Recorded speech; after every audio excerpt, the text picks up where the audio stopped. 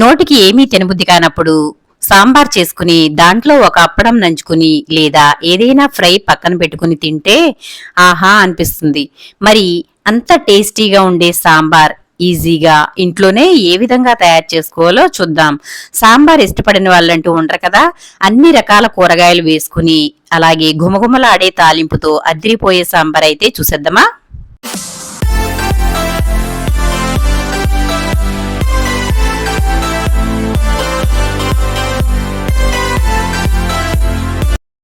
సాంబార్ అంటే ముందుగా కావాల్సినది కందిపప్పు. నేనైతే ఇక్కడ కందిపప్పు 200 గ్రాముల వరకు తీసుకుంటున్నాను. చూసారా, ఈ కప్పుతో అయితే నేను ఒక కప్పు ఫుల్ కప్ తీసుకున్నాను. ఇది 200 గ్రాములు ఉంటుందండి. అలాగే ఒక పావు కప్పు వరకు పచ్చిశనగపప్పు వేసుకోవాలి. పచ్చిశనగపప్పు మనకి హోటల్ సీక్రెట్ ఇదేనండి. బయట తయారు చేసే సాంబార్ అలాగే పెళ్లిళ్లలో తయారు చేసే సాంబార్ చాలా టేస్టీగా ఉంటుంది. దాని సీక్రెట్ అయితే ఈ పచ్చిశనగపప్పు కంపల్సరిగా వేసుకోవాలి. నేనైతే ఇక్కడ పావు కప్పు అయితే వేసాను. పావు కప్పు వేసుకున్న తర్వాత ఇది శుభ్రంగా బాగా కడుక్కోవాలి. అంటే నేను ఇక్కడ 200 గ్రాముల కందిపప్పు తీసుకుంటే ఒక 50 గ్రాముల వరకు పచ్చిశనగపప్పు తీసుకున్నాను. మొత్తం కలిపి ఇది పావు కిలో వరకు అయిందండి. చూసారా, ఇది 1-2 సార్లు శుభ్రంగా కడిగేసి పక్కనైతే పెట్టుకోవాలి, నానబెట్టుకోవాలి. ఆ తర్వాత మనకి సాంబార్లోకి కావాల్సినవన్నీ తీసుకుందాం. పచ్చిమిర్చి, ఉల్లిపాయ, టమాటా, అలాగే బెండకాయ, ములక్కాయ, ఆనపకాయ, దొండకాయ, క్యారెట్. చూసారు కదా, ఇవన్నీ కూడా చక్కగా ముక్కలుగా పెద్ద పెద్ద సైజు ముక్కలుగా అయితే కట్ చేసుకోవాలి.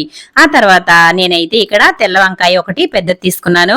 ఇప్పుడు మనం కూరగాయలు అయితే కట్ చేసుకున్నాం, కానీ వంకాయ అయితే మనం వేసుకునేటప్పుడు సాంబార్ మరిగేటప్పుడు వేసుకున్నట్లయితే బాగుంటుంది. ముందే కట్ చేసి పెట్టుకున్నట్లయితే కంట వస్తుంది కాబట్టి.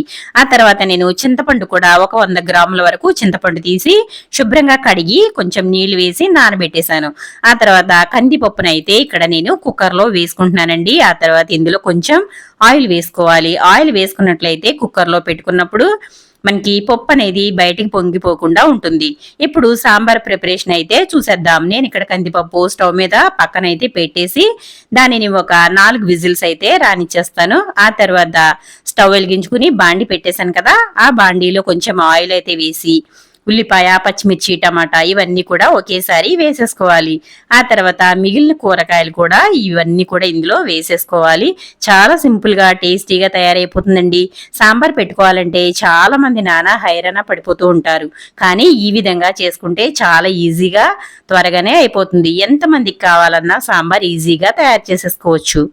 కూరగాయలన్నీ వేసిన తర్వాత ఒకసారి కలిపేసి మూత అయితే పెట్టి ఒక 5 నిమిషాల పాటు మగ్గనివ్వాలి. ఆ తర్వాత మళ్ళీ ఒకసారి మూత తీసి మళ్ళీ ఒకసారి అయితే ఈ కూరగాయలని బాగా కలుపుకోవాలి.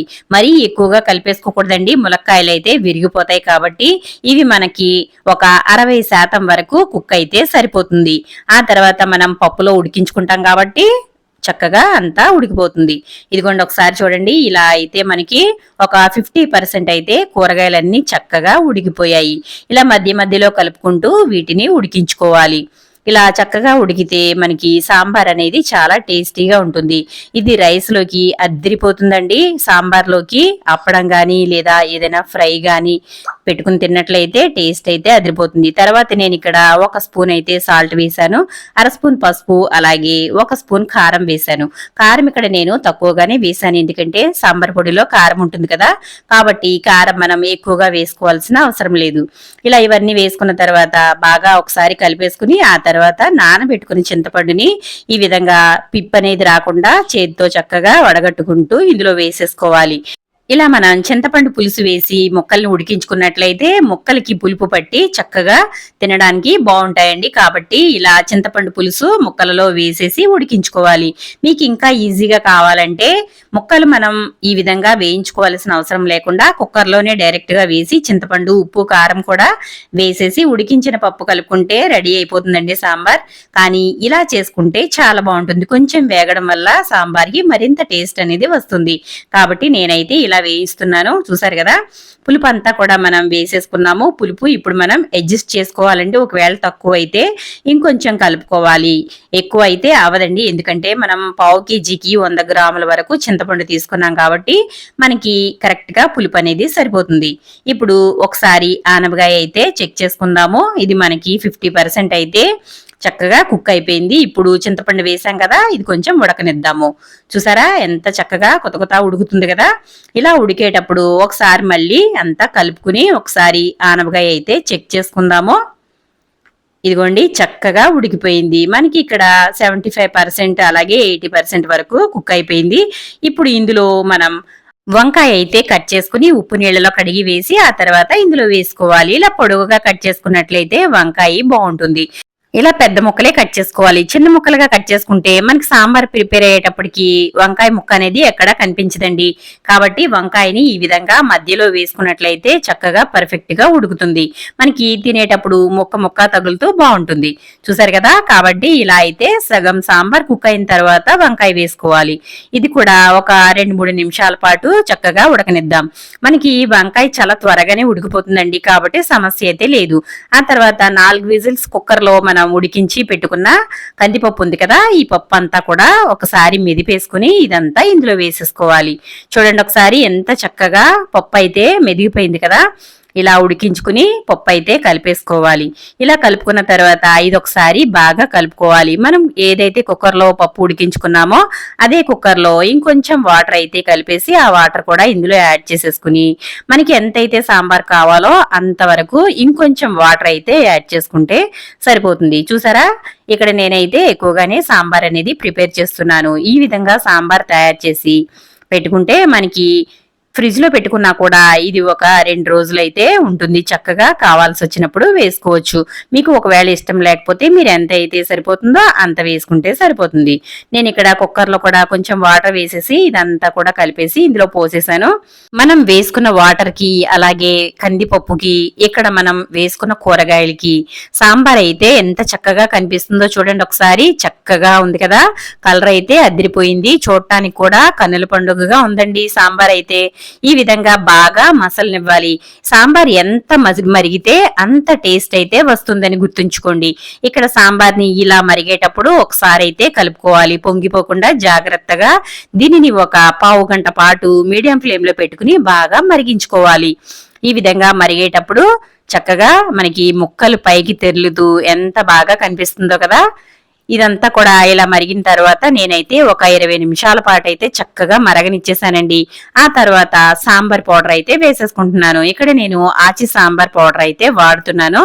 ఇది వేసుకుని మనకి నేనైతే ఎక్కువగానే తీసుకున్నాను కాబట్టి సాంబార్ పౌడర్ అయితే ఒక 4 స్పూన్ల వరకు వేసుకున్నాను.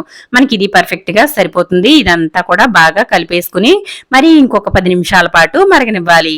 చూసారా ఎంత బాగుందో కదా సాంబార్. ఇది రైస్ లోకి అలాగే ఇడ్లీలో కూడా చాలా బాగుంటుందండి. గారెల్లో కూడా వేసుకోవచ్చు. ఇంకా మనకి సాంబార్ అయితే మరిగిపోతుంది కదా, చిన్న మంట అయితే పెట్టేసుకుని ఆ తర్వాత పోపు అయితే ఇంకొక స్టవ్ మీద రెడీ చేసేసుకుందాం.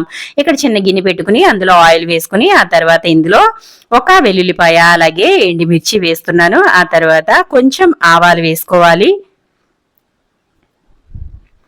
కొంచెమైతే ఆవాలు వేసుకోవాలి. ఈ ఆవాల్ని చిటపటమనే వరకు వేయించుకోవాలి. ఆ తర్వాత కొంచెం జీలకర్ర వేసుకోవాలి. అలాగే ఫ్రెష్ గా ఉన్న కరివేపాకు ఒక 3 నుండి 4 రెబ్బలు అయితే వేసుకోవాలి. ఇంకా మనకి ఇదేనండి పోపు.